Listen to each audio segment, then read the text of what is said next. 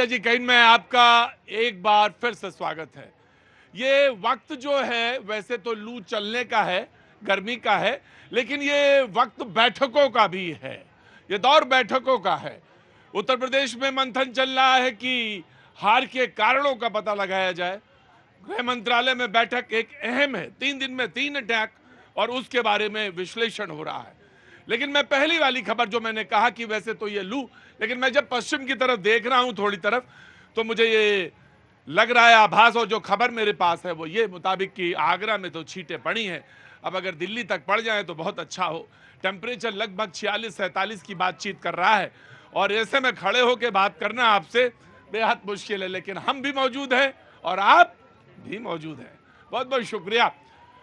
तो मैं कह रहा था कि लगभग 13 प्रदेश ऐसे हैं, 12 या 13 प्रदेश ऐसे जिसमें 18 तक, 14 से 18 तक ऐसे ही लू चलती रहेगी, लेकिन उसके बाद कुछ थोड़ी बहुत राहत मिल जाए तो अच्छा है। मॉनसून दस्तक दे चुका है और छींटे जो है महाराष्ट्र से ऊपर तक थोड़ा थोड़ा दिखना शुरू हो गई हैं। अब बातचीत कर रहा था मैं बैठकों की, विश्लेषण हो रहा है कि आखिर हार का कारण क्या है उत्तर प्रदेश में खास तौर से। लेकिन हाँ, इससे पहले 2-3 बयान बहुत जरूरी।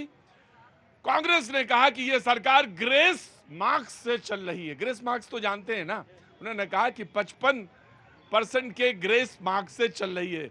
वो हालांकि जोड़ा उन्होंने नीट से था, लेकिन ये बयान पॉलिटिकल फ्रेम में ऐसे देखना चाहिए। दूसरी बात जो बड़ी महत्वपूर्ण है वो ये जो किरण रिजिजू ने कही, और जो मेरे लिए बहुत महत्वपूर्ण है कि संसद चलना जो है वो पक्ष और विपक्ष दोनों की जिम्मेदारी है, और दोनों लोग जब मिलकर चलेंगे तो बातचीत बनेगी। तीसरी बात जो बहुत महत्वपूर्ण है, जो कि मैं कहना चाहूंगा कि 2 लड़के, जी हाँ, राहुल गांधी, मैंने उत्तर प्रदेश से बातचीत शुरू की थी, राहुल गांधी और अखिलेश जी दोनों ने धन्यवाद यात्रा जो है प्रस्तावित है उनकी, लेकिन उन्होंने कहा कि संसद सत्र के बाद इसको किया जाएगा। 403 विधानसभा क्षेत्र जो हैं उसके बाद। ये 3-4-5 खबरें, लेकिन फ्रेम में बीच में जनता, और मैं जनता के बातचीत का सिलसिला शुरू करूंगा। उसके बाद मैं आप सारे लोगों के पास आऊंगा और मुखातिब होऊंगा। कहां से आना हुआ साहब आप? जी, किधर से आए हैं आज आप? मयूर विहार फेज 1। घर का पता ही भूल गए क्या? मैंने यहाँ पे तो लोग, मैं पूछता रहा कि आपका पता क्या है घर का, बताया नहीं लोगों ने। जी, आप कहाँ से हैं? बरेली से। कैसे आना हुआ इधर? सर, बेटी को छोड़ने आया। बेटी को छोड़ना। बेटी क्या कर रही है? बेटी मेरी पढ़ाती है। हाँ, फ्रेंड क्या है? अच्छा, बेटी आपकी पढ़ाती है और फ्रेंड क्या है? बहुत अच्छी बात है, बहुत बढ़िया। कांग्रेस के प्रवक्ता में दूर से आते हुए दिखाई पड़ रहे हैं, उनका स्वागत है। जी, और आप कहाँ से आना हुआ आपका? बनारस से। कैसे आना हुआ? बिल्कुल, बस घूमने के लिए आए हुए हैं। घूमने के लिए। वैसे बीजेपी के प्रवक्ता भी आ गए हैं। वैसे अमूमन इस समय में जब सरकार का गठन होता है तो लोगों से पूछिए कहाँ कहाँ से आए, तो लोग जगह जगह से आए होते हैं, और पूछिए कैसे आए, बोले घूमने आए हैं। लेकिन मैं मान लेता हूं कि आप घूमने ही आए हैं और काम से नहीं आए, सिर्फ घूमने से आए हैं। तो हाँ, मैं जानता हूँ, समझता हूँ। कहाँ से आना हुआ साहब आपका? कैराना से। कैराना तो बहुत बगल में है। हाँ। बता आप ऐसे रहें जैसे कि बहुत दूर है। डेंजर सिटी के नाम से मशहूर है ना। हाँ, नहीं है। डेंजर सिटी है कैराना। कौन सिटी है? Danger city. डेंजर सिटी है जी। तो ये साहब डेंजर सिटी क्यों है? ये कैराना को बदनाम किया हुआ है। तो आप ही बोल रहे हैं, हम आप ही बदनाम कर रहे हैं। नहीं, आप कहिए कैराना सब जानते हैं, मिठास के लिए जानते हैं साहब उसको। मैं बताऊं आपको। हाँ। कैराने की रियलिटी है कि वहाँ हिंदू मुस्लिम सब एकता से रहते हैं। हाँ। और यही कारण है कि वहाँ समाजवादी जीतती है। 5 लाख वोट हिंदुओं की ज्यादा है, उसके बावजूद भी समाजवादी जीती। बहुत अच्छी बात है, ये आपका विश्लेषण है, और ये विश्लेषण वहां तक जाएगा जहां उत्तर प्रदेश में जहां विश्लेषण चल रहा है कि हार और जीत के कारण क्या हैं। जी, मैं आऊंगा, बहुत सारे कारण हैं, लेकिन जो विश्लेषक यहाँ बैठे हैं उनको पहले विश्लेषण करने देते हैं, फिर आप हाथ उठाइए, पसीना पोंछिए और हाथ उठाइए, मैं आपके पास आ जाऊंगा। ईशान त्यागी जी कांग्रेस का पक्ष रखने के लिए मौजूद हैं, बहुत बहुत शुक्रिया। धनंजय गिरी बीजेपी का पक्ष रखने के लिए मौजूद हैं, बहुत बहुत शुक्रिया धनंजय जी। राघवेंद्र दुबे जी समाजवादी पार्टी का पक्ष रखने के लिए मौजूद हैं, बहुत बहुत शुक्रिया।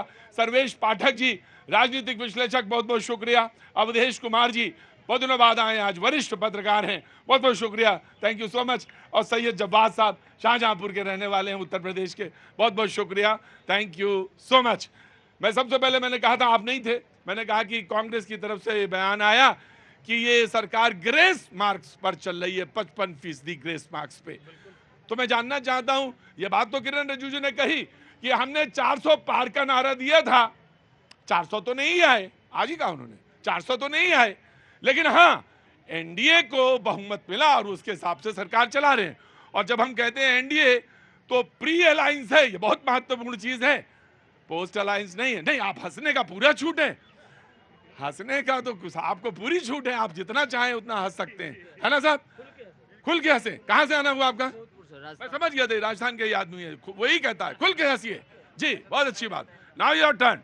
प्रतीक जी, जो 1/3 सरकार है, हाँ। उसमें पहली बात तो ये देखिए, जनता सब जानती है। हाँ, हाँ। आप चाहे कितना एनडीए कर लीजिए, हाँ। या मोदी जी चाहे आप कितना एनडीए कर लें, हमें सबको पता है जब वोट मांगे गए थे हाँ। तो वो मोदी के नाम पे मांगे गए थे। ठीक है। जब पोस्टर छपते थे तो उसमें केवल मोदी की फोटो छपती थी। जब मीटिंग होती थी तो उसमें केवल मोदी मोदी मोदी ने ये कहा, मोदी ने वो कहा, बीजेपी को वोट दीजिए, तो सिर्फ ये होता था।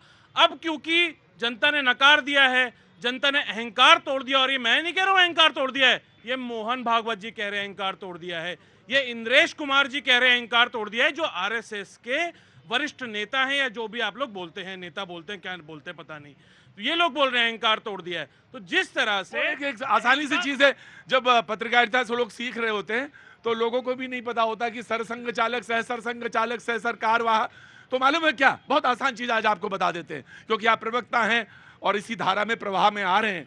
कह दीजिए पदाधिकारी, चल जाएगा, चल जाए पदाधिकारी। हाँ नहीं, और देखिए, हाँ पदाधिकारी कह दीजिए, काम चल जाएगा। नहीं, बड़ा देखिए खोखला संगठन है।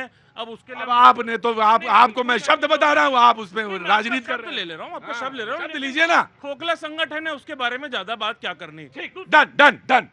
मैं आखिरी बात पे आऊंगा, आपके पास आऊंगा। मैं तो आपको शब्द सिखा रहा था और आपने तो मेरी ही क्लास लगा दी है, क्या बताएं हम आपसे। दो लड़के हैं ना, नहीं नहीं नहीं, कोई बात नहीं, मैं शब्द दे रहा था आपको सिर्फ। जी आपका स्वागत है। तीसरी बार जो कह रहे हैं कि मोदी जी ने ये फोटो लगाया, ये किया, प्रधानमंत्री पद की शपथ भी मोदी जी ने ही ली, इतना कहना रह गया था इनका, ये भी कह देते भाई 14 में हमारी सरकार रही। और दूसरा बात देखिए कांग्रेस की, 194 पहली सरकार बनी, 206 पे इनकी दूसरी बार सरकार बनी, तो वो फुल मेजोरिटी की सरकार थी। हम 2014 में फुल मेजोरिटी लेके आए, 2019 में लेके आए, एनडीए 2024 में पूर्ण बहुमत लेके आया। फिर भी इनको लगता है कि यही आस लटके रहे हो कब वो बसंत ऋतु आए। कांग्रेस का क्या है, पोजीशन के लिए मरती रही है, अपोजिशन में कभी रहना सीखा नहीं। लोकतंत्र का न्यूनतम शिष्टाचार ये है कि अगर आपको अपोजिशन का मत मिला तो अपोजिशन में रहिए। वहां का पोजीशन के लिए कभी भी सिस्टम प्रदेश के संबंधित मुद्दों को उठाना भी राष्ट्रवाद है। कांग्रेस इस बात को कब समझेगी। दूसरी बात, माता जी ने उनके कहा कि मैं अपने बेटे को आपके हवाले करती हूं। भाई देश टेंशन में वो है जिनको अपने सन की चिंता है। हमें नरेंद्र मोदी के नेतृत्व में नेशन की चिंता है कि नेशन कैसे आगे बढ़ेगा, इसकी चिंता। ठीक है, अभी अभी अभी ठीक चल रही है बहस, बिल्कुल ठीक चल रही है बहस, उसमें कोई गड़बड़ी नहीं आ रही है। जी कहां से आना हुआ? गाजीपुर से। गाजीपुर से। गाजीपुर का चुनाव गुरु बड़ा जबरदस्त रहा इस बार। मैं गया था वो, हाँ रोड शो में गया था मैं जी, वो आखिरी था चर्चा, वहां से उसके बाद फिर लौट आया। 3.5 महीने हो गए थे तो फिर मैं लौट आया। क्या नाम है आपका? सर नीतीश कुमार चौबे। नीतीश कुमार चौबे। अच्छा, पूरा बिहार में भी हो, आधा आधा यूपी में भी हो तुम, बहुत अच्छा। क्या बात, क्या कहाँ के हैं आप? छत्तीसगढ़। हैं? छत्तीसगढ़ में कहाँ से? बिलासपुर आता हूँ, बिलासपुर। जी आप खड़े हुए थे। प्रतीक जी देखिए, मैं अक्सर डिबेटों में एक बात बोलता था जब ये सब पूरा चुनाव चल रहा था, हाँ। कि भारतीय जनता पार्टी पूरी कोशिश कर रही थी गुब्बारे को फुलाने की, 400 पार 400 पार 400 पार, हाँ। उसमें बार बार हवा मारने का काम कर रही थी। हाँ। और आखिर में क्या हुआ कि एक पिन लगी उसमें, जो इंडिया गठबंधन नाम की पिन थी, और वो 400 पार का गुब्बारा फूट गया और देश की जनता ने नफरत की राजनीति को नकार दिया, देश की जनता ने बेरोजगारी को नकार दिया, देश की जनता ने यह नकार दिया कि जिस तरह से आपका घमंड इस समय बढ़ता जा रहा है और सेना का भी आप अपमान कर रहे हैं, उसको जनता ने नकारने का काम किया। तो ये ठीक अरे आराम से बोलने दीजिए उसको। जी एक भारतीय जनता पार्टी की ये नैतिक हार है, भारतीय जनता पार्टी की नैतिक हार है। जी हम तो इसको दल समझते थे कि इंडी गठबंधन कुछ दलों का एक समूह है, ये सिर्फ एक पिन थी, एक किल है जो देश को चुभन महसूस कर रहा है। देखिए एक बात देखें, ये हम आज जाने ये हम आज जाने हैं, ये तो हम आज जाने हैं कि भाई एक किल थी जो देश के दिल में चुभ रही है कि और दिल्ली के दगाबाज ने पहले ही कह दिया bye bye bye bye. Delhi के दगाबाज ने कह दिया कि फिर नहीं, जिसने कहा था कि कांग्रेस दुनिया का सबसे करप्ट दल है, केजरीवाल जी ने ऑन रिकॉर्ड कहा था। और केजरीवाल जी ने आया, कांग्रेस के साथ में लगाया और फिर कहा कि गेट आउट, पहले ही बाहर कर दिया चुनाव के पहले। प्रतीक जी, दो तरह की राजनीति हुई देश में, एक सार्थक राजनीति हुई जो इंडिया गठबंधन ने करी, और एक निरार्थक राजनीति हुई जो मोदी जी ने करी और भारतीय जनता पार्टी ने करी। उन्होंने ही मंगलसूत्र की बात करी, मैं दोबारा नहीं बोलना चाहता, उन्होंने मुसलमानों की बात करी, उन्होंने मुस्लिम लीग की बात करी, उन्होंने ही दुष्प्रचार किया। इसी का यह नतीजा है कि भारतीय जनता पार्टी का घमंड टूटा और 303 से भारतीय जनता पार्टी 240। अब रुके, आराम से खड़े रहो, जहां पे हो वहीं खड़े रहो, मैं आऊंगा, बहुत आराम से आऊंगा। कहां से आना हुआ? हाँ, शाहजहांपुर से। शाहजहांपुर से यहाँ कैसे आना हुआ? बच्चे की मैप में। अच्छा, मैं देख लिया था, मैंने समझ लिया। क्या नाम है इनका? कुमेर। बहुत बहुत स्वागत है आपका। पानी पिया आपने? नहीं पिया ना, मैं पिलाता हूं। बोलिए भाई, इनको पानी लाके दीजिए। और आपका स्वागत है, हम आपका भी स्वागत है। खड़ी रहिए, मैं आता हूं आपके पास बातचीत के सिलसिले को आगे बढ़ाने के लिए। जी देखिए, अभी कांग्रेस के प्रवक्ता ने क्या बोला कि भाजपा बांटने की राजनीति करती है, और देखिए जो पीडीए है ना, पिछड़ा दलित अल्पसंख्यक, ये खुद बांटने की राजनीति करते हैं। मोदी जी सबका साथ सबका विकास की बात करते हैं, पिछड़ा दलित अल्पसंख्यक की बात ये कांग्रेसी करते हैं, समाजवादी पार्टी के लोग करते हैं। केवल दलितों का वोट ले लो, अल्पसंख्यक का वोट ले लो, इनको सामूहिक विकास की बात करनी चाहिए। ये लोग खुद जातियों में बांटते हैं, धर्मों में बांटते हैं। क्या बात है, क्या नाम है आपका? पांडे, आजमगढ़। शुभम पांडे, आजमगढ़ यूपी। चर्चा हो रही है, आज विश्लेषण हो रहा है, हार के कारणों का पता लगाया जाए। जी पाठक जी, खड़े हुए। देखिए, समाजवादी पार्टी और कांग्रेस के लिए एक छोटा सा शब्द है कि अहंकार मत पालिए। वक्त के समंदर में बड़े बड़े सिकंदर डूब गए हैं। जो पार्टी 2004 में 146 सीट, 2009 में 206 सीट, उसके बाद आज तिहाई का आंकड़ा भी नहीं पार कर सकी, वो क्या बात करेगी? आप जो कभी ग्रैंड ओल्ड पार्टी थी भारतवर्ष की, वो जो कभी कहती थी कि सूरज अस्त नहीं होता है इंदिरा जी के राज में, आज वो 99 सीट पे अटक गई। वो भारतीय जनता पार्टी जो अकेली 240 सीट लेके आई है, और ये पूरा इंडिया अलायंस जो है वो उसके आसपास भी नहीं पहुंच रही है, 234 पे ही सिमट गई है। तो आप इतने अहंकार मत रखिए। अच्छा, ये भी अहंकार की बात कर रहे हैं, आप भी अहंकार की बात कर रहे हैं, है कहाँ अहंकार? आरएसएस जैसे सामाजिक संस्था जो देश की रीढ़ है, जो देश में व्यक्ति निर्माण करता है, राष्ट्र निर्माण की बात करता है, राष्ट्र प्रथम की बात करता है, उसके बारे में बेबुनियाद बात करते हैं, ऐसे लोगों के लिए अहंकार ही है।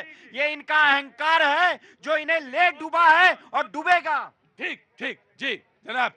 बड़ा अहंकार की बात करे और आरएसएस की बात करे। अभी तो मोहन भागवत भी यही कह रहे हैं कि अहंकार के कारण डूबी, इंद्रेश कुमार जी भी यही कह रहे, लग रहा है उनको सुना नहीं कि अहंकार के कारण ये 240 पर रह गए। इनको बात सुननी चाहिए थी। गृह मंत्री क्या कह रहे थे? गृह मंत्री यही तो उत्तर प्रदेश में कह रहे थे। और ये समाजवादी पार्टी वाले जो 5 है ना, अब की बार 2 ही रह जाएंगे। तो ये अहंकार की बात ये थी, ये कह रहे थे उनको खत्म कर देंगे, लेकिन हुआ क्या? खत्म खुद हो गए। पहले नंबर पर समाजवादी पार्टियों के, दूसरे नंबर पर बीजेपी पहुंच गई, और वो भी कुछ सहारा दूसरे लोगों का मिल गया, इसलिए इतना भी पहुंचे नहीं। वहां से भी खत्म थे, क्योंकि इनको बता दिया कि यहाँ अहंकार नहीं चलेगा। आपको युवाओं की बात करनी पड़ेगी, आपको रोजगार की बात करनी पड़ेगी, आपको समानता और समता की बात करनी पड़ेगी। अगर आप समाज में विद्रोह की बात करेंगे, समाज को लड़ाने की बात करेंगे, मंदिर मस्जिद की बात करेंगे कि भगवान मैं उन्होंने एक बात कही जो कुछ मोटे तौर पे बात आ रही, बाकी तो विश्लेषण में पता चलेगा। उन्होंने कहा कि जैसे आपने कहा कि संविधान बदल देंगे, उसका मतलब आरक्षण खत्म कर देंगे। इसको आपने इतनी तेजी से बढ़ाया कि इसका काउंटर जो है वो एनडीए नहीं ढूंढ पाया। बहुत सारी भर्तियों में, बहुत सारी चीजों में ये स्पष्टीकरण नहीं दे पाए, और इनके पास उसका जवाब ही नहीं था। अच्छा, ये नहीं, अब तो अच्छा सुनिए, अब तो आप बता ही सकते हैं कि आरक्षण कब बदला जा रहा है, कहाँ बदला जा रहा है। अब तो अब बता रहे हैं, अब बेचारे क्या बताएंगे? इनके आपको बताना है। सुनता लो, जिनकी कुर्सी के 2 पैर टूट गए हों, उत्तर प्रदेश से हमने खत्म कर दिया। जो डिसबैलेंस हो गए हों, वो संविधान क्या बदलेंगे, उनकी खुद बदलेंगे। अरे अरे आराम से, आराम, नाराज नहीं होते, नाराज नहीं होते जी। हाँ जी, कहाँ से आना हुआ? बनारस से, वाराणसी से आए। क्या नाम है आपका? सुमित पांडे जी। सर ये खंड खंड कर दिए पूरे यूपी के, जाति में, धर्म में, परिवार में बांट दिए ये सबको। डूब मरना चाहिए इनको बोतल में, चुल्लू भर पानी में नहीं, डूब मरना चाहिए बोतल में, उसी में बोतल में करते हैं, पानी रखिए उसी में डूब मरे। समाजवादी पार्टी बात करते हैं। मुलायम बहुत नाराज हैं आप? नाराज बिल्कुल है। कौन सी एक मिनट बैठो वहां पे भाई। नो दिस इज नॉट जी। क्या नौकरी दिए हैं? अरे भाई पूरा परिवार नौकरी अरे भाई, दिया है। जनता, देखिए जनादेश का तो आपको सम्मान करना चाहिए। देश का सम्मान है, पूरा सम्मान है। अरे भैया कहाँ आप हैं अभी? अरे कुछ नहीं, खत्म हो जाएंगे, टोपी पहन के आइए आप।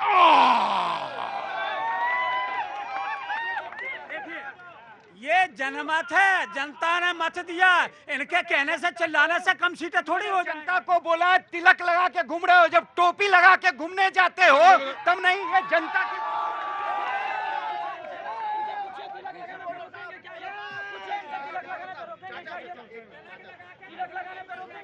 कितनी अच्छी बात कैराना के एक व्यक्ति ने यहाँ पे करी। ऐसा मत करिए, ना तो टीके पे कोई टिप्पणी होनी चाहिए, ना टोपी पे। और ये बिल्कुल गलत है, ये विश्लेषण का तरीका नहीं है समाज में। और अब से बाज आइए, बराए मेहरबानी, बहुत बहुत आपकी कृपा होगी कि इस तरह के मैंने लिया। आप नंबर आपका बाद में अब आएगा, नहीं दे पाएंगे। बहुत विश्लेषण करें, लेकिन तार्किक दृष्टि से करें। उठ पटांग बात नहीं बोलेंगे, कोई नहीं बोलेगा। I won't allow. इसके बाद आता हूं। आरएसएस ने और बीजेपी ने जो ये 10 साल में देश के समाज में और देश में और समाज में जहर घोलने का काम किया है, इसी का ये नतीजा है कि देश की जनता ये कह रही है, कभी टोपी पे विश्लेषण कर रही है, कभी टीके पे विश्लेषण कर रही है, कभी सरदार जी खड़े उनके पग पे विश्लेषण करने लगेगी। इस तरह की जो राजनीति है उसको नकारने का काम देश की जनता ने किया है और भारतीय जनता पार्टी को नकारने का काम किया। सुन लीजिए, एक मिनट आ रहा हूं, मैं सुनूंगा, लेकिन आप आराम से खड़े रहिए, मैं आ जाऊंगा। देखिए, मैंने इससे कहा कि बराए मेहरबानी इसको परहेज करिए। आपने फिर इसको एलोबरेट किया। टेलीविजन में या ये कहा जाता है कि जहां पे आपको खेद प्रकट करना है, कहिए गलती हुई, इसके बाद निकल जाइए। मैं कह रहा हूं गलती है ये। ना तो टोपी पे बात होगी, ना तिलक पे बात होगी, ना पग पे बात होगी। ये हमारे गौरव हैं, ये चिन्ह हैं, प्रतीक हैं, ये हमारी। रुकिए, मैं कह रहा हूं, इसके अलावा कोई बात करनी है तो करिए, चुपचाप खड़े रहिए, मैं आऊंगा आपके पास। आप अभी आए, अभी पैदा हुए इस भीड़ में, तो खड़े रहिए वहां पे। प्रतीक भाई, सफर है मुश्किलों का, मंजिलों से ना घबराता है। सफर है मुश्किलों का, मंजिलों से ना घबराता है। नाम है जिसका राहुल गांधी हर तूफान से टकराता है। देखिए, मुझे अच्छा तो ये लगा कि कम से कम कविता बना के लाए आप राहुल गांधी को, और मुझे अच्छा लगा। एंड आई प्रेज यू, मैं इस बात के लिए आपको साधुवाद देता हूं कि आप बना के लाए। मुझे अच्छा लगा, बहुत अच्छा लगा। प्रतीक भाई, उत्तर प्रदेश के अंदर अभी जो है आने वाले वक्त में उपचुनाव होने जा रहे हैं, और यूपी के 2 लड़कों की बात कर रहे थे जिनको जनता ने ठगाठक वोट दिया है और भारतीय जनता पार्टी को घटाघट नकार दिया है। उसकी जो तकलीफ है वो भारतीय जनता पार्टी के लोग सहन नहीं कर पा रहे। ये मैं जो हूँ धनंजय गिरी जी का बड़ा सम्मान करता हूँ। ये उन एक प्रवक्ताओं में से एक है भारतीय जनता पार्टी के, जो बड़ी शालीनता के साथ अपनी बात एक रखते हैं। लेकिन मुझे हैरत होती है जब करप्शन की बात आती है, जब करप्ट नेताओं की बात आती है, ये उसी पॉलिटिकल पार्टी के समर्थक हैं, उनके प्रवक्ता हैं, जो बंगारू लक्ष्मण साहब टीवी के ऊपर पैसे लेते पकड़े गए और आज वो भ्रष्टाचार के ऊपर ज्ञान देते हैं। चक्की पीसिंग करने के बाद माननीय नरेंद्र मोदी जितने भी लोग थे भ्रष्टाचारी, उनको साथ लेते हैं। और जब चाइना के मुद्दे पे बात आती है तो जहां पे लाल आंख कर करके डराना चाहिए था, आज तक नहीं डराया, सिर्फ लाल शर्ट पहन करके जो है वो जिंगपिंग के साथ। क्या बात है, मुझे अच्छा लगा। विश्लेषण कर रहे थे, लेकिन ये भाई रुको, अच्छा लगा कि ये विश्लेषण कर रहे थे, इनको बोलने का अधिकार है। लेकिन ये यूपीए 2 का कोई बात नहीं कर रहे थे। मुझे इस बात का भी बड़ी हैरानी है। मैंने उधर बोला था, पहले उधर आऊंगा, और इधर कौन हाथ उठा रहा था? नहीं नहीं, हाँ मैं आऊंगा उसके बाद। नाराज नहीं होते, आराम से खड़े होते, आराम से खड़े होकर आराम से बात करें। कोई भी व्यक्ति यहाँ पे दुश्मन नहीं है, बहुत आराम से। पानी चाहिए, पानी मिलेगा। हाँ जी बोलिए। बोलना चाह रहा था, बोलो बाबू। पूरा लोकसभा 2024 का चुनाव हो गया, बहुत अच्छी लेकिन इस चुनाव में हाँ। किसी भी पार्टी के द्वारा कोई भी मुद्दे की बात नहीं की गई। INDIA ने किया, क्या बात करी? बेरोजगारी पे बात करी, महंगाई पे बात करी, खटाखट पे बात हुई। तो क्या हुआ? कुछ नहीं हुआ। ये कोई मुद्दा की बात नहीं है। आप बता, रुको भाई रुको। अब आप बताएंगे, नाम क्या है आपका? जरीफ मलिक। जरीफ मलिक साहब कहाँ से आना हुआ? मुरादाबाद से। मुरादाबाद से। अब आप बताइए कि किस मुद्दे पे बात होनी चाहिए थी? देखिए, हमारा देश आज राजनीति की वजह से, राजनीतिक पार्टियों की वजह से उस स्तर पे जा रहा है जिसका परिणाम बहुत बुरा होगा। ये हम आपसे बता रहे हैं जी। क्योंकि ये राजनीतिक पार्टियां हमारे देश को बेचने का काम कर रही हैं। देखो भाई मैं तुम्हें बताता हूं, आप पॉलिटिकल पार्टी के आदमी है कोई, लेकिन मैं आपसे नहीं है, मैं सामाजिक आदमी। तो सामाजिक आदमी है तो मेरी बात सुनो। मुद्दे बताओ किस पर बात नहीं हुई। हाँ, मैं बताऊं। तुम्हारे होते हुए बेच कैसे देंगे? सामाजिक आदमी हो तुम, क्या बात कर रहे हो? जब हम रोक देंगे कैसे रोक देगा कोई? क्या बात? राजनीति जब होगी तो इस देश में बेरोजगारी की बात होगी, शिक्षा की बात होगी। आज देश का युवा जो परेशान है, रोजगार नहीं है। आज दिल्ली की जनसंख्या पानी को तरस रही है। क्या कोई पानी पर कानून बना? मंत्रालय बनाया फर्स्ट टाइम मोदी जी बनने के बाद 2019 में फर्स्ट टाइम मंत्रालय बना। किसी सरकार ने नहीं सोचा, किसी सरकार ने हम राशन। देखिए, क्या जब आप भाषण देने आएंगे, सुनिए मेरी बात, जब आप भाषण देने आएंगे तो मुद्दा भूल जाएंगे, लेकिन जब आप सवाल करने आएंगे तो सवाल कभी नहीं भूलेंगे। तो भाई मैं कह रहा था, तभी कह रहा था जरीफ भाई सवाल पूछ लो जल्दी से, क्योंकि भाषण दोगे तो भूल जाओगे बीच में। कहाँ रह गए थे 2-3 दिन? कहाँ हुआ? काम धंधे में लगा। नहीं काम धंधे में लगो, और यहाँ रोड डिबेट में आने की जरूरत भी नहीं। जिस दिन तुम्हें लगे खाली हो उसी दिन डिबेट में आना, क्योंकि ज्यादा दिन रोज रोज आते हो तो नजर भी लग जाती है।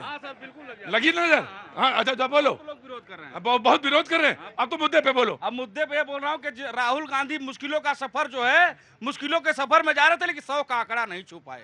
दुर्भाग्य है इस देश का, दुर्भाग्य है राहुल गांधी का कि कश्मीर से लेकर कन्याकुमारी तक भारत जोड़ो यात्रा, न्याय यात्रा करके वो 100 का आंकड़ा नहीं छू पाए, और वो कह रहे हैं मुश्किलों से लड़ रहे हैं। वो किस चीज से लड़ रहे हैं? वो परिवार के लिए लड़ रहे हैं, ये देश जानता है। और मैं ये बात और कहना चाहता हूँ, आप उत्तर प्रदेश की बात कर रहे हैं। हाँ, उत्तर प्रदेश में भारतीय जनता पार्टी की सीट कम हुई है, लेकिन ये मत, उत्तर प्रदेश की जनता ये अच्छी तरह जानती है कि कुछ गड़बड़ भारतीय जनता पार्टी के नेताओं में थी। इसके लिए योगी जी ने कहा था कि इन लोगों को टिकट नहीं दिया जाए, लेकिन योगी जी की नहीं चली है, इसीलिए उत्तर प्रदेश में सीट कम हुई है।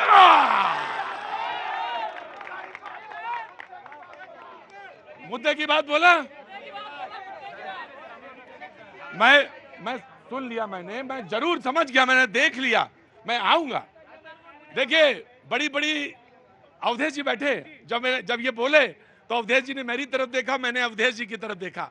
बड़ी सभाओं में, पार्टी की कोर ग्रुप में, बैठक में जो मुद्दे थोड़े हिचक के साथ बोले जाते हैं, कभी चौराहे की नुक्कड़ की बहसों में वो मुद्दे सामने आ जाते हैं, खटाखट आ जाते हैं।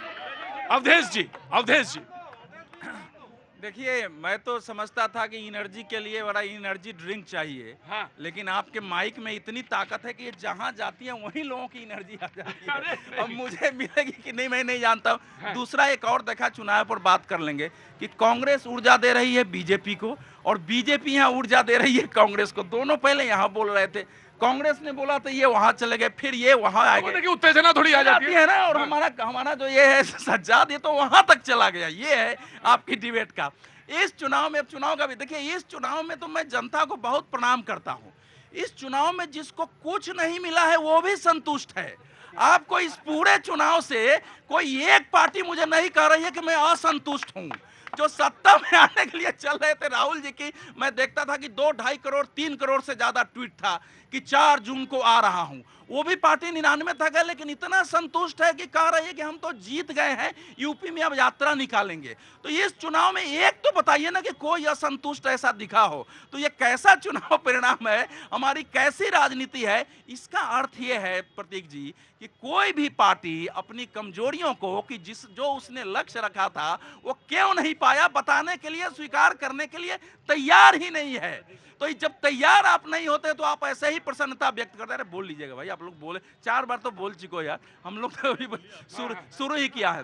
तो ये शुरू ही किया है। तो अब इस समय देखिए भारतीय जनता पार्टी, मूल बात इस समय ये हो रही है कि भारतीय जनता पार्टी इतने प्रचार के बावजूद आखिर 303 का भी आंकड़ा क्यों नहीं छुई है। और ये बहुत सीरियस इशू है। 2014 में नरेंद्र मोदी को जिन कारणों से इस देश ने सिर पर उठाया है, उन कारणों को अगर भारतीय जनता पार्टी ध्यान में रखते हुए काम नहीं करेगी, चेहरे उस प्रकार से नहीं उतारेगी, उसके कार्यकर्ता और प्रवक्ताओं का उसके अनुसार व्यवहार नहीं होगा, तो लोग आपको नकारेंगे। इस समय भारतीय जनता पार्टी की समस्या यह है कि आप खुद गए थे, आप तो मेरे से ज्यादा घूमे हैं। ये सच है इस समय कि भारतीय जनता पार्टी के कार्यकर्ता, उनके प्रतिबद्ध समर्थक, मैं शब्द प्रयोग कर रहा हूं, कमिटेड जो उनके सपोर्टर थे, कमिटेड सपोर्टर और उनके नेता तक भी इस प्रकार मन से काम नहीं कर रहे थे। क्यों नहीं कर रहे थे? अगर ये सरकार हिंदुत्व की है, राष्ट्रवाद की है, नरेंद्र मोदी उसके प्रतीक है, तो जो उम्मीदवार है उसमें भी तो दिखना चाहिए ना कि उम्मीदवार है कि नहीं। जिससे आप गठबंधन कर रहे हैं वो भी तो दिखना चाहिए कि है कि नहीं है। एक दिन पहले आप अशोक चौहान को पार्टी में लाते हैं और सुबह आप राज्यसभा दे देते हैं, तो क्या महाराष्ट्र से लेकर देश में सक्रिय कार्यकर्ताओं को अखड़ेगा नहीं? बोलिए भाई, कहां से आना हुआ? अलग अलग स्टेट से हैं, यूपी से भी हैं, बिहार से, ऑलमोस्ट ऑल इंडिया सर। हमको क्या नाम है आपका? सचिन शर्मा। सचिन सर, हमको मोदी जी का एक ड्रीम प्रोजेक्ट था 2017 और 19 में, ये 2 साल का कोर्स था, इसको 18 मंथ में पूरा करा दिया। क्या, कौन सा कोर्स? NIS DLED का। एक ही नेता है ना इसमें? हाँ, NIS DLED का एक कोर्स था, उसको हमने, पूरा फॉर्म क्या है? ये टीचर बनने के लिए कोर्स था, मिनिमम क्वालिफिकेशन था, उसको हमने किया। 2 साल का कोर्स बोल के हमको कराया गया था। जो इन सर्विस में टीचर थे उनको कराया, हम पहले प्राइवेट स्कूल में पढ़ा रहे थे, लेकिन उसके बाद ये कोर्स वैलिड कर दिया, मतलब इनवैलिड कर दिया। अब जाके हमने KVS का एग्जाम क्रैक कर रखा है सर। हम KVS का एग्जाम क्रैक करने के बाद आज 7 महीने के बाद हम सर सड़कों पे पड़े हुए हैं। आज हमको 15 दिन हो गए। ये सरकार के द्वारा संचालित है? ये मोदी जी का ड्रीम प्रोजेक्ट था सर, और मोदी जी पर विश्वास करके हमने कोर्स किया। उसके कौन सा? एक मिनट रुको भाई, कौन सा कोर्स है? फिर से बोलो। NIOS DLED का कोर्स। हाँ जी सर। और ये सरकार ने इसको फिर से निरस्त कर दिया। ये एक सुप्रीम कोर्ट में मैटर गया और सुप्रीम कोर्ट ने बोला सरकार की कुछ कमी है, इस कारण अगर NCT इसको चाहे तो इसमें अमेंडमेंट करके इसको कोर्स को पूरा कर सकते। और आपने एग्जाम क्रैक कर दिया केंद्रीय विद्यालय का? KVS का सर इंटरव्यू क्रैक किया, पहले रिटन किया, फिर उसके बाद इंटरव्यू क्रैक किया, और आज 7 महीने के बाद हमको ज्वाइनिंग नहीं मिली है। 4 दिन के बाद हमको ज्वाइनिंग लेटर मिलना था, उसके बाद आज हम 7 महीने हो गए हमको सड़कों पर धक्के खाते हुए। लेकिन एक बार भी किसी, हम मिनिस्टर के पास जाते, शिक्षा मंत्री जी के हम पास गए। एक बात मैं आपसे कहना चाहूंगा, आपसे मतलब आप तो इतने वरिष्ठ आदमी, सिर्फ आपसे नहीं कहना चाहूंगा, ये प्रोग्राम सिर्फ पॉलिटिकल प्रोग्राम नहीं है, इसमें बहुत सारे मुद्दे आते हैं, बहुत सारे मुद्दे उठाए जाते हैं। अगर आपको सिर्फ पॉलिटिकल डिबेट करनी है तो बराए मेहरबानी अपने घर में बैठिए और टीवी पे देखिए। बहुत सारी, मेरी बात सुनिए, मैं भगा दूंगा मैं 2 मिनट के अंदर। आप टेलीविजन पे देखिए, बहुत सारी डिबेट्स हैं, लेकिन अगर कोई 7 महीने से कोई आदमी सड़क पे बैठा है युवा और उसकी बात हो रही है तो होने दीजिए। और सर हम BPSC जो ये एग्जाम है, आपने भी कोई एग्जाम क्रैक किया? ये सर कौन सा? BPSC टीचर रिक्रूटमेंट एग्जामिनेशन हुआ हमारे बिहार में 1 और 2। हाँ। यही सेम डिग्री से हम 12 लाख लोग इस कोर्स को किए। मोदी जी का ड्रीम प्रोजेक्ट था। अब जाके 7 साल बाद हमें पता चल रहा है कि यह जो कोर्स कराया गया, यह कोर्स इनवैलिड है। इस कोर्स को करने के बाद हम सरकारी गवर्नमेंट टीचर हम नहीं बन सकते हैं। एक मिनट, आप कहाँ से हैं? गोरखपुर से सर। गोरखपुर से। क्या नाम है बेटा? विनी क्रोनिन। जी, मैं आपसे जानना चाहता हूँ कि आपने कौन सा एग्जाम दिया था? यही कोर्स किया हुआ है? कब कोर्स किया है? 2017 to 19 में किया था। 2 साल का कोर्स है ये? जी अच्छा, सर। जी सर, ठीक। हमको पता भी नहीं था कि सर ये 18 महीने का करके क्यों इनवैलिड कर दिया, और हम इतने महीने से सर लेकिन आपने एक बात कही कि 7 साल बाद इसको इनवैलिड कर दिया। आप कह रही हैं 2 साल बाद पता चला। सर 2 साल का कोर्स था, जब हम लोगों ने किया था हम लोग को यही बताया गया था कि 2 साल का कोर्स है। 2017-19 में सर ये कोर्स कराया गया था, सेशन 2017 और 19 है। हमारे सर्टिफिकेट पे 2 साल का लिखा हुआ है बजाबते 2017-19 हमारी सर्टिफिकेट है। और जब इस कोर्स को हम लोग किए, यही सेम डिग्री पे लाखों लोग जॉब में हैं, लाखों लोग का हम बात कर रहे हैं जो जॉब में है, सरकारी जॉब में है, प्राइवेट जॉब में, सभी जगह है, गवर्नमेंट जॉब में भी है। अब हम लोग जितने भी लोग हैं, national institute of open schooling के तहत ये डिप्लोमा इन एलिमेंट्री एजुकेशन है, और जिसके तहत 2017-2019 की ये मार्कशीट लेके आए हैं, और इसके आधार पे इन्होंने बहुत सारे एग्जाम्स दिए, क्वालिफाई किए। इनका कहना है कि बहुत सारे लोग अभी कई जॉब्स में काम कर रहे हैं। जी, तो ऐसे में इस डिग्री को कह रहे कि सुप्रीम कोर्ट में ये सब जुडिस है मामला, निश्चित तौर से इसमें बहुत जल्दी से कार्रवाई होनी चाहिए, सरकार को स्टैंड लेना चाहिए। शिक्षा मंत्री जी के पास हम सर 25 दिन रहे, उन्होंने एक बार भी हमसे ये नहीं सोचा कि मिल लें, और जैसे ही हम ज्यादा हुए हमको बसों में भरकर जंतर मंतर फेंक दिया। उन्होंने एक बार भी हमसे ये नहीं कहा कि आओ इन बच्चों का दर्द समझ लेते हैं। 7 महीने हो गए इनको भगते भगते, ये क्यों परेशान है, क्या कमी है। चलो मैं इन बच्चों को, गरीब बच्चे हैं सर, हर कोई मीडियम फैमिली से है, कोई भी रईस परिवार से कोई भी नहीं है, और सर आज हमको 15-20 दिन ऐसे ही धक्के खाते हुए। क्या कह रही थी बेटा? सर हम कहाँ जाएं सर, प्लीज सर हमारी आवाज उठाइए सर। बहुत ज्यादा इसके लिए तिकड़म करने की जरूरत नहीं है, बहुत ज्यादा बैठकें करने की जरूरत नहीं है, बहुत ज्यादा हिकमत की जरूरत नहीं है। ये बहुत सीधा सा सरल सा रास्ता है जो आप सबको दिखता है। अगर मुझे दिखता है तो आपको भी दिख रहा होगा। बहुत सारी ऐसी चीजें हैं, खासतौर से एजुकेशन सिस्टम में लेके टीचर्स को लेकर, और ये पूरे देश में विभिन्न में राज्यों में अलग अलग चीजें हैं। इनको कंपाइलेशन की जरूरत है, और इसमें नेशनल लेवल पे जो बातें हैं उसको निपटाने की जरूरत है। यकीनन और बहुत यकीनन सहानुभूतिपूर्वक विचार करने की। आंख में आंसू नहीं लाते बेटा, मुझे मालूम, रुको, मुझे मालूम है तुम्हारा दुख, तुम्हारा दर्द, लेकिन परेशान मत हो। मैं तुम्हारी बात बार बार कहूंगा। ये जो डिग्री है, ये national institute of open schooling के तरह डिप्लोमा, क्योंकि ये तो राष्ट्रीय ओपन स्कूल का जो मान्यता प्राप्त है, ये उसमें डिप्लोमा है एलिमेंट्री एजुकेशन का। इस पे बहुत सहानुभूतिपूर्वक सोचने की जरूरत है, क्योंकि अगर इसके द्वारा बहुत सारे लोग नियुक्तियां पाए हैं तो सरकार को इस पर सहानुभूतिपूर्वक विचार करना चाहिए। जी बोलिए। यही हाल पूरे देश का है। मुझे पीड़ा होती है ऐसे लोगों को देख के, मुझे पीड़ा होती है ऐसे युवाओं को देख के जिनकी बात हम लोग कर रहे थे, हम 30 लाख नौकरी देने की बात कर रहे थे। मुझे पीड़ा होती है ऐसे युवाओं को देख के जो उत्तर प्रदेश में जब कांस्टेबल की 60,000 भर्तियां निकलती हैं तो 48 लाख लोग उसमें अप्लाई करते हैं, और वो पेपर लीक हो जाता है, और उसके बाद भारतीय जनता पार्टी की सरकार उस पर ना कोई रूल बनाती है, ना कोई लॉ बनाती है। वो 60 लाख जो लोग हैं, युवा हैं, उनका जो भविष्य है वो मझधार में अटक जाता है। मुझे पीड़ा होती है कि जो शिक्षक देश का भविष्य बनाने के लिए इस समय स्कूल में होने चाहिए थे, आज उनको आपके यहाँ पर आकर और बार बार एजुकेशन मिनिस्टर की चौखट पे जा जाके दरख्वास्त करनी पड़ रही है। तो आपने बहुत अच्छी बात करी कि इनका मुद्दा उठाना चाहिए, और मैं भी कोशिश करूंगा कि पार्टी के पटल से इनका मुद्दा बिल्कुल। आपसे बस मुझे एक ही आशा है, आप मौके का फायदा ना उठाएं। नहीं, कहने दीजिए, मुझे कहने दीजिए। आपसे मुझे सिर्फ यही कहना है कि मौके का फायदा ना उठाएं।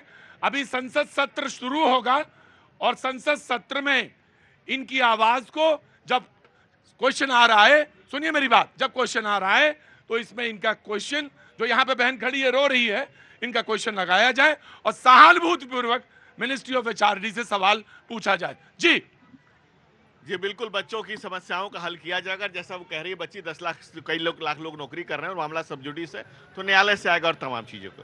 कांग्रेस अगर पीड़ा होनी चाहिए तो पीड़ा होनी चाहिए थी। 19 बार राजस्थान में पेपर लीक हुआ, मंत्री का नाम आया, वैभव गहलोत पर FIR हुआ, सरकार में रहते मुख्यमंत्री के नाते, मुख्यमंत्री के बेटे का नाम आया। पीड़ा होनी चाहिए थी। अगर पर पीड़ा अरे भाई इतना ही नहीं, सचिन पायलट किनारे बैठ गए जाके। आप तो अधूरी बात बता रहे, सचिन पायलट किनारे बैठ गए। सचिन पायलट किनारे बैठ गए और कांग्रेस के साथ याद नहीं दिलाएंगे जो उधर देख रहे हो आप, वो लाल डायरी अभी याद दिलाएंगे आपकी। कांग्रेस को अगर पीड़ा हुई होती, पीड़ा को समझा होता, लेकिन पीड़ा का व्यापार करने वाले और खटाखट वाले खोज रहे हैं फटाफट कि मिल जाओ तुम बस चटाचट बता ही देते हैं। प्रतीक भाई किनारे तो बैठे हुए अभी मोहन भागवत साहब भी हैं और आरएसएस को भी किनारे लगाया जा रहा है, योगी जी को भी किनारे लगाया जा रहा है। बड़ी चिंता है। हमें चिंता नहीं है। जिस घमंड की बात आरएसएस लगातार भारतीय जनता पार्टी के लिए कह रहा है और कौन किसको किनारे लगा रहा है, ये तो अभी सत्र चालू होने के बाद पता चला। ऐसा ना हो कहीं अल्पमत में बैठे हो। प्रतीक जी, एक बात मोहन भागवत जी ने बोला है, उस पर काफ़ी बात हो गई है। मेरे पास ये पूरे भाषण का ट्रांसक्रिप्ट है 4000 शब्द का। मैंने कल मुझे लिखना था तो मैंने कहा कि मैं वीडियो से नहीं, मुझे ट्रांसक्रिप्ट भेजिए। क्या ये स्थिति आ गई है कि आरएसएस प्रमुख को, बीजेपी को कुछ कहना होगा तो अपने कार्यकर्ता विकास वर्ग जो प्रशिक्षण शिविर है वहाँ के मंच से सार्वजनिक बोलेंगे? अगर एक बीच में नहीं गंभीरता के साथ बीच में नहीं तो, और वो भी कार्यकर्ता भी का, जहाँ से वो 20 दिन का प्रशिक्षण लेके कार्यकर्ता निकल के प्रचारक बन रहे हैं, उनको प्रेरणा दी जा रही है कि आप कैसे काम करो। तो मैं 2-3 लाइन पढ़ देता हूँ जो बार बार अहंकार का आता है क्योंकि लंबा है। उसमें उन्होंने एक वहाँ आए थे सत्य प्रकाश जी महाराज। मोहन भागवत कह रहे हैं कि कल ही आदरणीय सत्य प्रकाश जी महाराज ने हमको कबीर का एक वचन सुनाया है। वो क्या है? निर्बंधा बधा रहे बंधा निर्बधा होई, कर्म करे करता नहीं दास कहाए सोई। यानी जो सेवक करता है वो वास्तविक सेवक कौन है? उसकी मर्यादा होती है, वो कर्म में भी लिप्त नहीं होता है। दूसरा उदाहरण दे रहे हैं कि तथागत ने कहा है कि कुशलस्य उपसंपदा, यानी अपनी आजीविका पेट भरने लायक तो है वो जरूर करो, लेकिन दूसरे को धक्का नहीं दो। वो कार्यकर्ताओं को बता रहे हैं नेताओं को क्या गुण होना चाहिए। अरे सुनो ना, तीसरा वो बता रहे हैं कि जो पूज्य महंत गुरुवर महंत रामगिरी महाराज ने कहा, सुनो मार्मिक कथाओं से, जो कर्म करता है वो कर्म में लिप्त नहीं होता है, उसको अहंकार नहीं होता है। अब ये है पंक्ति, इसलिए मैंने पढ़ा कि क्या इसमें कहीं लगता है कि उन्होंने जो है राजनीति पर टिप्पणी की। ये पूरी बात जो आ रहा है, सुनो। अरे भाई ये लोग चिल्ला बोलने नहीं देंगे भाई। मणिपुर में अगर भाई ये लोग ऐसे नहीं बोलते, अगर मणिपुर में हिंसा खत्म नहीं हुई है, मणिपुर में हिंसा खत्म नहीं है तो वो उठाना गलत है क्या? अगर मणिपुर में हिंसा खत्म नहीं हुई है तो एक संगठन का व्यक्ति उठाएगा नहीं उसको। ये महिमा मंडन करते रहे तो हम सुनते रहे, और अगर हम बात बोले कोई और अहंकार के लिए अगर मोदी जी को उनको सलाह दी गई है तो उनको विषय पे इस पे चर्चा करनी चाहिए, उनको सोचना चाहिए। और मैं बताता हूँ क्या अहंकार था। अहंकार ये था कि जब प्रधानमंत्री जी की फोटो आती है जिसमें रामलला तो इतने से दिखाए जाते हैं और प्रधानमंत्री जी इतने बड़े दिखाए जाते हैं। अहंकार ये था कि काशी विश्वनाथ कॉरिडोर बनाने के लिए छोटे छोटे जो 500 साल से मंदिर थे उनको तोड़ दिया जाता है। अहंकार ये था प्रतीक जी कि अयोध्या में एक पूरा मंदिर भी नहीं बना था और रामलला जी को वहां पर स्थापित करने का काम भारतीय जनता पार्टी ने किया। अरब के एक बड़े आलिम जुनैद ने कहा है कि जिन्हें खुद की खबर नहीं वो खुदा का पता बताते हैं। एक पार्टी 28 राज्य और 8 केंद्र शासित प्रदेश, उसमें से एक पार्टी बिहार, एक प्रदेश में दूसरे नंबर का दल है, वो कह रहा है कि हमको 40 सीट आके आपको अहंकार है देख लेंगे। 12 राज्य, 22 दर्जन राज्यों में कांग्रेस का खाता नहीं खुला और हमारे अहंकार की बात कर रहे हैं। आपका संगठन, मैं आपको बताता हूं, अहंकार ये नहीं, अहंकार ये नहीं। मैं जानना चाहता हूं कि अहंकार क्या होता है। आपने कहा बिल्कुल हो सकता है क्योंकि आप विश्लेषण कर रहे हैं तो आपको अधिकार है। अहंकार बाबू ये भी होता है कि कोई प्रपत्र प्रधानमंत्री दे, कैबिनेट पास करे, उसको आप फाड़ के फेंक दें, ये भी अहंकार होता है। अहंकार ये भी होता है। और अगर आपने सुनिए मेरी बात, नहीं ना लो, मैं कब्रें, आप जितनी कब्रें कुरेदनी हो ना उतनी कब्रें कुरेद लीजिए। इस देश की जनता ने यह दिखा दिया है कि किसी का भी अहंकार यहाँ पर नहीं टिकेगा। Very good. देश ने यह दिखा दिया है कि रावण का भी अहंकार नहीं टिका जिस समय, तो ये तो प्रधानमंत्री मोदी हैं। ये मुश्किल, मैं आ रहा हूं खड़ी। यही मुश्किल है अवधेश जी, यही मुश्किल है। विश्लेषण करा कैसे जाए, विश्लेषण करा कैसे जाए। अगर आप सुनना चाहते हैं तो सुनिए, अगर आपके अंदर इतनी क्षमता है कि आप उसको फेस कर सकते हैं, यकीनन आपको 272 चाहिए थे, नहीं मिले। आपके अंदर कमियां हैं, उसका विश्लेषण कर लीजिए। अहंकार पे बात हो रही है, लेकिन अगर इस पर भी बात हो रही है कि कोई प्रपत्र फाड़ दिया गया, तो क्या उसके लिए माफी मांगी गई थी? जल्दी बोलो, जब ब्रेक पे जाना है। सर मैं 1 साल से आ रहा हूँ, 1 साल से आ रहे हैं तो बहुत अच्छी बात बताओ सर। मैं रोज बीजेपी, कांग्रेस, सपा, आम आदमी पार्टी, चाहे कोई भी नेता देश का नेता हो, मैं रोज इनकी बहस यहाँ पर सुनता हूँ। और आपको आज हमारे घरों में स्थिति ये है कि कोई बच्चे, बीबी बच्चे साथ बैठ के इनका ये प्रोग्राम देख नहीं सकते हैं। उसका रीजन मैं आपको बताऊंगा। बीजेपी कहती है कांग्रेस झूठी है, कांग्रेस कहती है भाजपा झूठी है, भाजपा कहती है सपा झूठा है, वो कहता है वो झूठा है। मैं अभी कांग्रेस के ये प्रवक्ता कह रहे थे कि जो है इन्होंने ऐसा किया था। मुझे आप ये बताओ, 15 साल पहले ये सब नहीं होता था, पेपर लीक नहीं होते थे, तब भी तो आपकी जिम्मेदारी तब नहीं बनती थी। एक मिनट भाई साहब, कब्रें ना खोदो यार जी। नमस्ते, कहाँ से आना हुआ? वाराणसी, बनारस जी बोलिए, आप ही की बात, अगर मेरी बात सही है तो मोहर तो वाराणसी ही लगाएगा, क्योंकि विद्युत जन तो वही है सारे। बोलिए जी। सबसे पहले तो मैं आपका थैंक यू बोलना चाहता हूँ। 17 अक्टूबर 2022 को मैं आपके शो में आया था और मैं वही सौरभ मौर्य हूँ जिसने रक्तदान पर विश्व रिकॉर्ड बनाया है। अभी मेरे द्वारा 202 बार रक्तदान किया जा चुका है, मात्र 34 वर्ष की आयु में। और मेरी टीम 17 अक्टूबर 2022 को जो थी, आज वो 2000 मेरे वॉलंटियर डोनर्स बढ़े हैं सिर्फ आपके शो की वजह। अंदर आइए, अंदर आइए, अंदर आइए, अंदर आइए। मतलब मेरा भी काम हो गया कहीं ना कोई। वो गिलहरी ही सही, लाला के रेत डाल तो रही है कम से कम। इधर आइए मौर्य जी, बहुत बहुत स्वागत है आपका, अभिनंदन है। और ये मत कहिए कि मेरे शो की वजह से, ये कहिए कि ये जो प्रयास है समाज का वो रंग ले। अब मेरा शो क्या है, वो जरा सा पिद्दी का शोरबा, इसमें कौन सी बड़ी बात हुई? और बहुत सारे लोग कर रहे हैं सब काम। आपका प्रयास ज्यादा बड़ा है, तो आप ये जो ब्लड डोनेशन का कैंप है ये लगाते रहिए। और बहुत बहुत शुभकामनाएं आपको और मंगल कामनाएं। एक मैसेज मैं आपके माध्यम से जो मैंने उस दिन भी दिया था और वो मैं आज फिर से देना चाहता हूं कि ब्लड बैंक में कोई जाति धर्म नहीं देखी जाती है, वहां सिर्फ ब्लड ग्रुप देखा जाता है। और मैं यही कहना चाहता हूं फिर से कि मौका दीजिए अपने रक्त को दूसरों की रगों में बहने का। यह लाजवाब तरीका है कई जिस्मों में जिंदा रहने का। अब माफी मांग रहा हूं तुमसे, थोड़ा सा मैं तेज बोलता हूं, बेटा डर जाते हैं लोग, लेकिन मैं करूं क्या? इस बात को स्थापित करना चाहिए। मौर्य जी, आपकी वजनदार बात कई लोगों से भारी पड़ गई। मैं तो कह दूं, अगर मुझे तो हिचक नहीं होती, नाराज हो तो हो, कई पार्टियों से भी ज्यादा वजनदार बात है आपकी। बहुत बहुत शुक्रिया, बहुत बहुत शुक्रिया, थैंक यू सो मच। आप हकदार है, वहां बैठिए। मौर्य जी, हाँ जी। आज ब्लड डोनेशन डेट भी है, मुझे मालूम है, इसलिए। लेकिन हमें सर आपसे इतना ही बात कहना है। कहिए, बिहार में कहाँ से हैं?